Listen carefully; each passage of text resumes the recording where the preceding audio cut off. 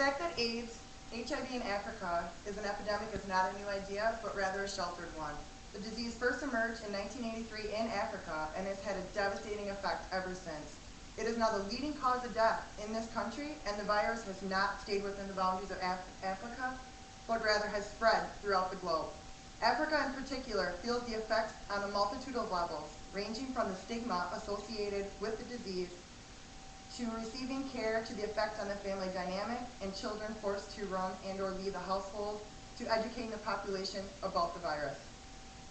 Various forms of education and prevention have been put into place.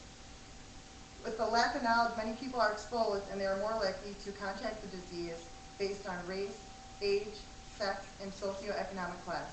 Millions of people have died since the discovery of the virus, and I believe that sex education is the key to stopping the spread of AIDS from one generation to the next.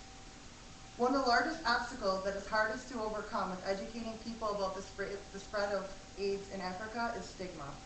Stigmatization is the driving force behind sex education working in Africa and the epidemic spreading.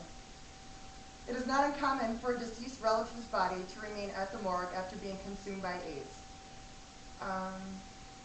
because of fear of disgrace by the family. According to the article, I have an evil child at my house, stigma and HIV management, South America. One woman reported that even after her sister's death, no one in the family strayed away from the official story that she had died from tuberculosis, despite the fact that she had died from the result of AIDS.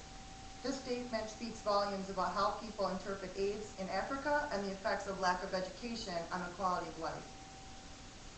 Africa has taken numerous steps to try to combat not only the stigma attached to AIDS, but the negative outlook of people trying to obtain knowledge about the sickness through voluntary counseling centers, also known as VCT centers.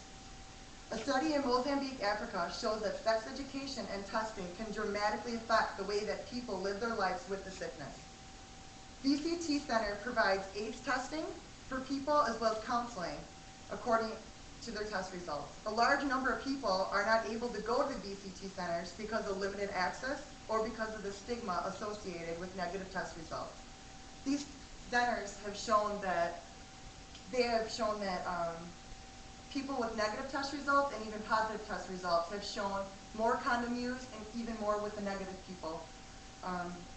So it's helping, educate people and further their education about the matter. The Mozambique study was asserted on adults starting at the age of 18, but this issue is true for many age groups, including pre-adolescents. The idea of stigma rings true even more for children or young adults versus their older counterparts, because there's an idea that you're removing the child's innocence when discussing AIDS and or protection. According to one mother, I don't believe that a parent must talk to their children about their love life. This is how I grew up. It wouldn't be right for me to know my child's relations. According to the Henry J. Kaiser Family Foundation, who states that denying information and services to very young adolescents does not protect them from harm. Rather, it increases the likelihood that when sexual activity does occur, it will be unprotected. This would be the ideal place to start educating kids in Africa about AIDS, but it's one of the most difficult. The future of Africa is one uncertainty, but there is hope.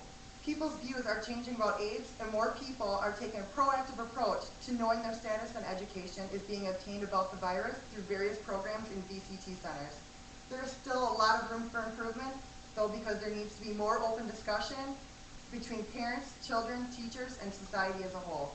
Education is helping break down these barriers by producing a constructive dialogue that opposes negative stigma and cultural beliefs which have the tendency to overshadow the road to good health. Studies have shown that knowledge is power. By proving that more education people attain, the less likely they are to participate in risky behaviors. Sex education can break down barriers in class, race, gender, because AIDS does not identify with one particular group. It is faceless. Thank you. Whew.